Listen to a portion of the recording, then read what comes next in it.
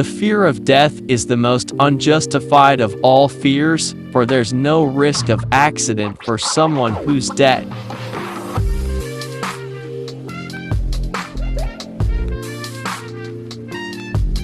I am not more gifted than the average human being. If you know anything about history, you would know that is so. What hard times I had in studying, and the fact that I do not have a memory like some other people do. I am just more curious than the average person, and I will not give up on a problem until I have found the proper solution. This is one of my greatest satisfactions in life, solving problems, and the harder they are, the more satisfaction do I get out of them. Maybe you could consider me a bit more patient in continuing with my problem than is the average human being.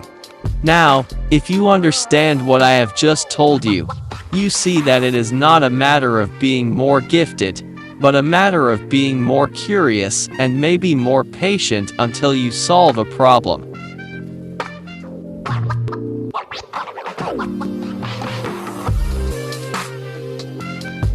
Paper is to write things down that we need to remember. Our brains are used to think. The devil has put a penalty on all things we enjoy in life. Either we suffer in health, or we suffer in soul, or we get fat.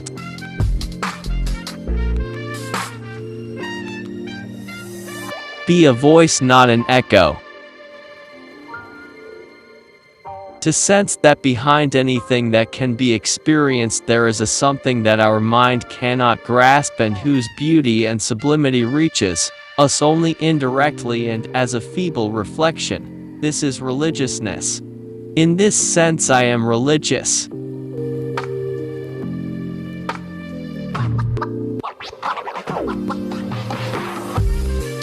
This topic brings me to that worst outcrop of herd life, the military system, which I abhor. This plague spot of civilization ought to be abolished with all possible speed.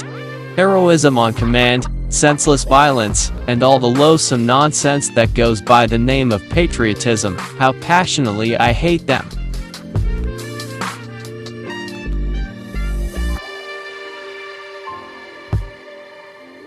The religious geniuses of all ages have been distinguished by this kind of religious feeling, which knows no dogma and no God conceived in man's image, so that there can be no church whose central teachings are based on it.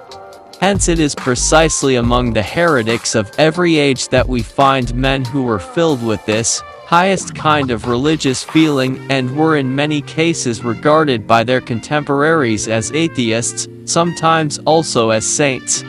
Looked at in this light, men like Democritus, Francis of Assisi, and Spinoza are closely akin to one another.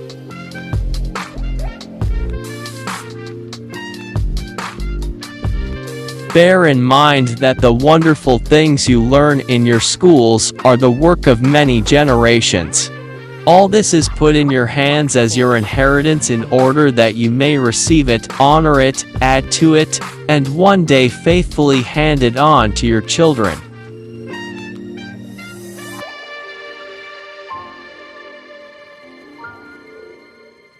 Once a day allow yourself the freedom to dream.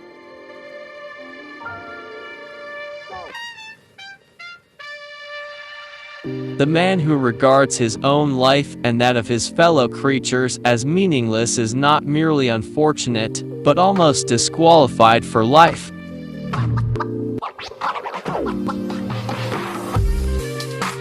No problem can be solved from the same level of consciousness that created it.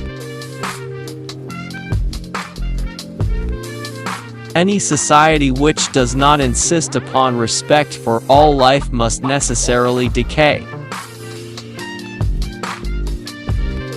Organized people are just too lazy to go looking for what they want.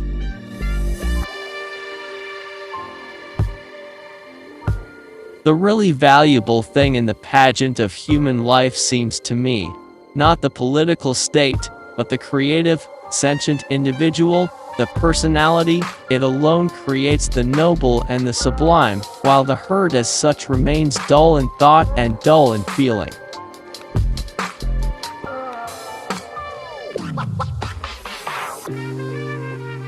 If one tries to navigate unknown waters, one runs the risk of shipwreck.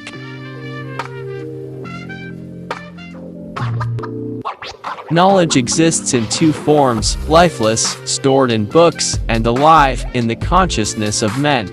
The second form of existence is, after all, the essential one. The first, indispensable as it may be, occupies only an inferior position.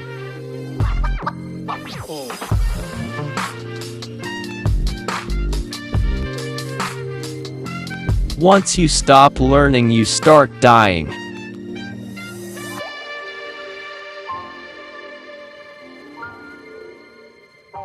Only one who devotes himself to a cause with his whole strength and soul can be a true master.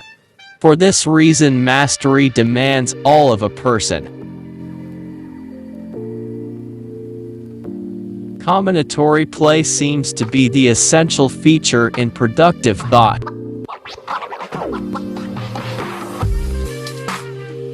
The future is not a gift, it is an achievement.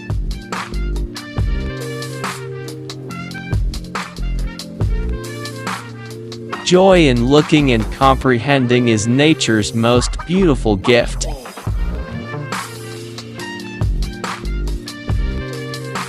The true sign of intelligence is not knowledge but imagination. I have no special talent. I am only passionately curious.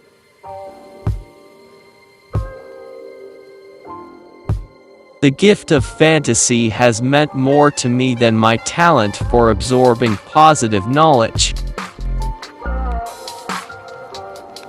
I maintain that the cosmic religious feeling is the strongest and noblest motive for scientific research.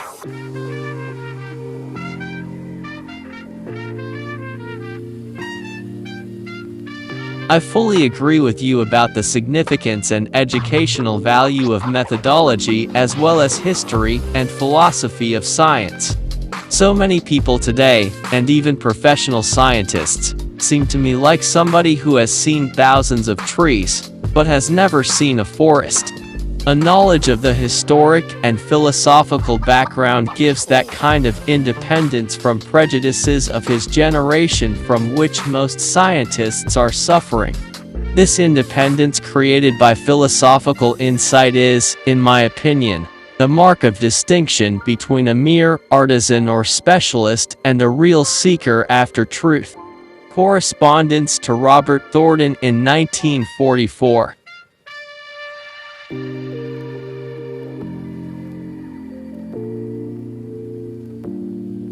One picture is worth 1,000 words. If tomorrow were never to come, it would not be worth living today.